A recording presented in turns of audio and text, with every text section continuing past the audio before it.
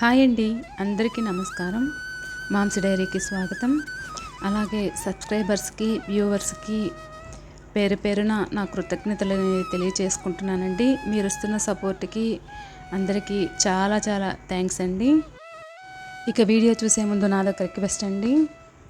కొత్త వాళ్ళు కనుక మన వీడియో చూస్తున్నట్లయితే తప్పకుండా ఛానల్ సబ్స్క్రైబ్ చేసుకోండి. సబ్స్క్రైబ్ బటన్ ప్రెస్ చేయగానే బెల్ బటన్ వస్తుంది. బెల్ బటన్ ఆల్ అనే ఆప్షన్ క్లిక్ చేశారంటే నేను పెట్టే ప్రతి వీడియో మీకు నోటిఫికేషన్ ద్వారా వస్తుంది. అలాగే తప్పకుండా వీడియో అయితే లైక్ చేయండి. మీరు ఇచ్చే లైక్ వల్ల మరికొంతమందికి వీడియో అనేది చేరుతుంది. అలాగే వీడియో అనేది తెలియని వాళ్ళకి యూజ్ అవుతుందండి. ఇక నేనైతే ఇంటి ముందు మోపు వేసుకొని ముగ్గు పెట్టుకొని స్నానం అయ్యాక పూజ అయితే చేసేసుకున్నాను. ఇవాళ వీడియో కొబ్బరి పాల రైసు, అలాగే ఇన్వర్టర్ మనం ఎలా వాడాలి, అలాగే డిస్టిల్ వాటర్ ఎలా పోయాలి ఇన్వర్టర్లో అనేది నేను ఈ వీడియోలో అయితే చూపించబోతున్నానండి.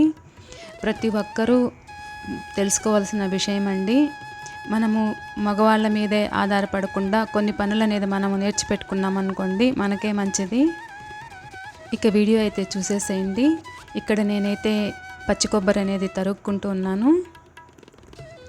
డైనింగ్ టేబుల్ దగ్గర అయితే కూర్చొని తరుక్కుంటూ ఉన్నానండి. ఎందుకంటే సమ్మరు బాగా ఎండలైతే మండిపోతూ ఉన్నాయి.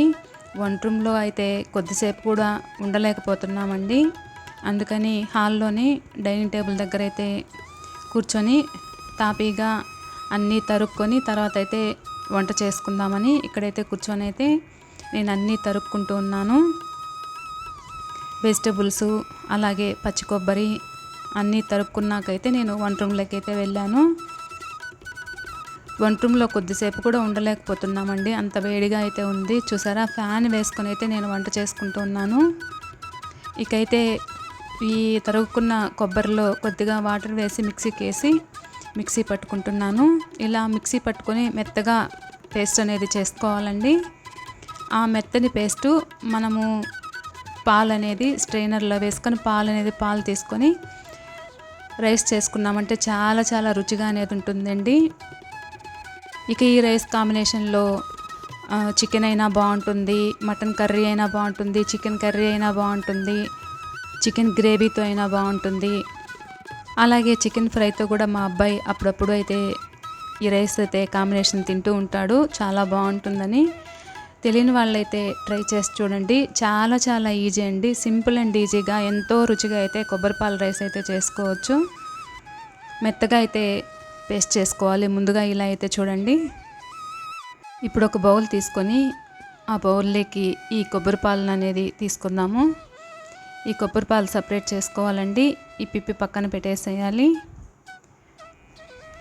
ఆ వచ్చిన పాలతో పాటు ఇంకాస్త నీళ్లు పోసి మళ్ళీ బాగా చేతితో పిండి పాలు అనేది బాగా పూర్తిగా అనేది తీసుకోవాలి. ఒక 2 సార్లు వాటర్ వేసి అయితే పాలు అనేది ఇలా తీసుకోండి. ఇలా వచ్చిన పాలతోనే రైస్ చేసామంటే చాలా రుచిగా అనేది ఉంటుంది.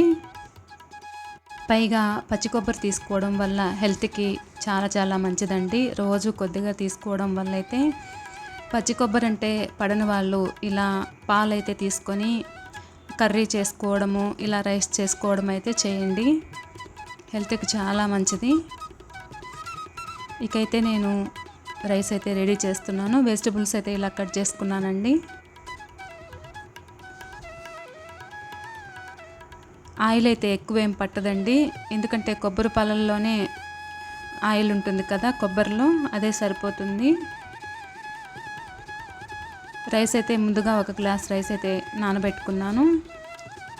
ఇప్పుడు మసాలా దినుసులు వేసాకైతే పచ్చిమిర్చి, మసాలా దినుసులు అంటే ఏం లేదండి, బిర్యానీ ఆకు, ఇలాచి, చెక్క, అలాగే లవంగాలు అయితే వేసి తర్వాత పచ్చిమిర్చి, ఆనియన్, కొద్దిగా అల్లం వెల్లుల్లి పేస్టు, ఈ వెజిటబుల్స్ మన దగ్గర ఏ వెజిటబుల్స్ ఉంటే ఆ వెజిటబుల్స్ అనేది వేసుకోండి. నేనైతే ఇక్కడ క్యారెట్ అలాగే బంగాళదుంప అయితే వేసాను. తర్వాత ఒక టమోటా, పెద్ద టమోటా ప్యూరీ అయితే వేసి వేయించుకుంటున్నానండి. పచ్చివాసన పోయేంత వరకు వేయించుకున్నాక ఇప్పుడైతే రైస్ వేసి కొద్దిగా అలా మిక్స్ చేసి అయితే మనము కొబ్బరి పాలు అయితే పోసుకోవాలి. ఎండలు బాగా మండిపోతున్నాయండి. బయట వెళ్ళే వాళ్ళైతే తప్పకుండా ఒక వాటర్ బాటిల్ అలాగే ఒక అంబ్రెల్లా అనేది క్యారీ చేయండి. ఎందుకంటే చాలా చాలా ఎక్కువగా అనేది ఉన్నాయి ఎండలైతే. బయట నుంచి వచ్చే లోపలైతే సొమ్మసిల్లిపోతున్నాము. ఎవరైనా సరే, పెద్దవాళ్ళైనా పిల్లలైనా తప్పకుండా ఒక వాటర్ బాటిల్ పెట్టుకోండి. అలాగే ఒక గొడుగు అనేది పెట్టుకోండి దగ్గరైతే. పిల్లలకైతే గొడుగు పట్టుకోవాలంటే మొహమాటం లేండి. పెద్దవాళ్ళైతే తప్పకుండా ఒక అంబ్రెల్లా అలాగే వాటర్ బాటిల్ తప్పకుండా పెట్టుకోండి. ఇకైతే నేను 1కి 2 గ్లాసులు అయితే కొబ్బరి పాలు పోసాను. అలాగే కొద్దిగా గరం మసాలా, రుచికి సరిపడా సాల్ట్ వేసి రైస్ అయితే ఇలా రెడీ చేశానండి. ఆల్మోస్ట్ అంతా ఉడికిపోయింది.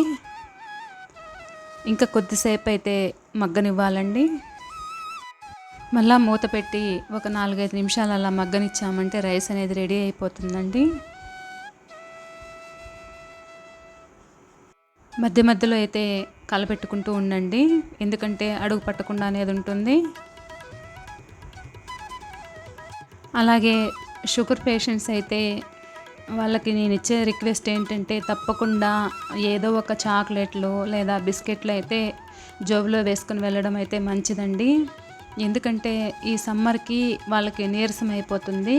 నేను కొంతమందిని చూశాను కాబట్టి అనుభవంతో చెప్తున్నాను. కొంతమంది అంటే అందులో మా నాన్న కూడా ఒకడండి.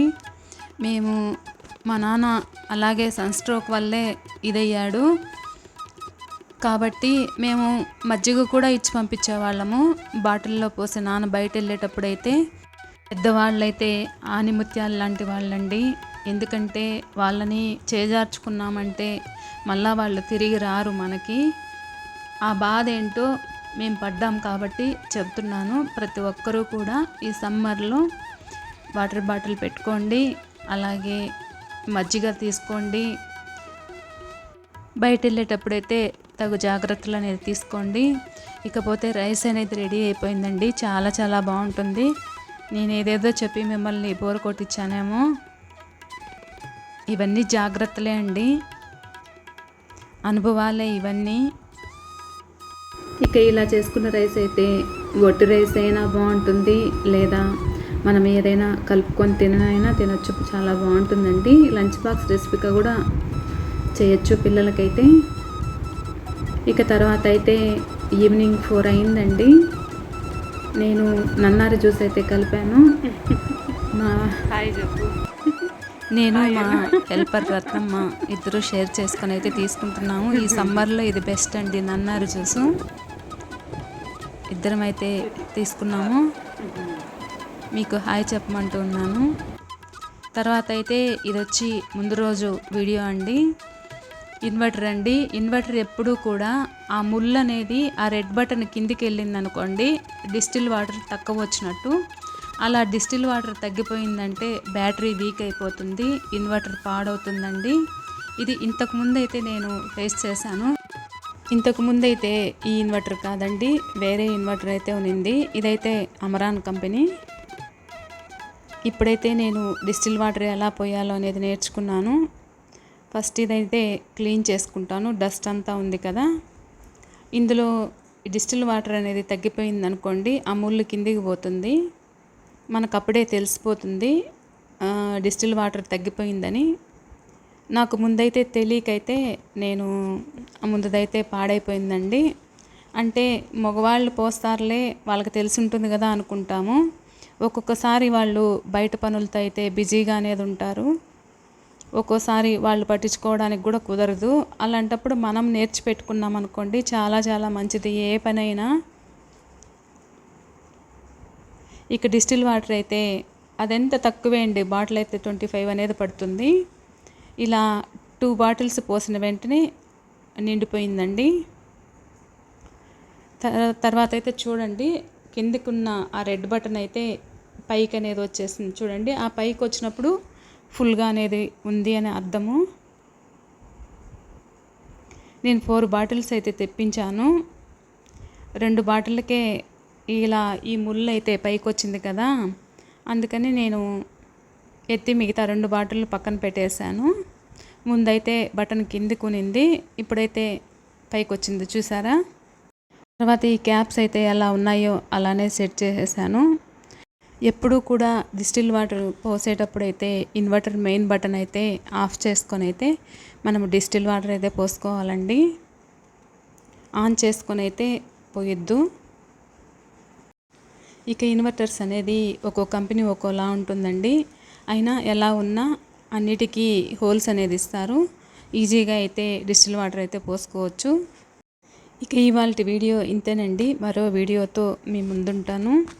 తప్పకుండా వీడియో చూసేవాళ్ళు ఒక లైక్ అయితే ఇవ్వండి. థ్యాంక్ యూ అండి. Thanks for watching.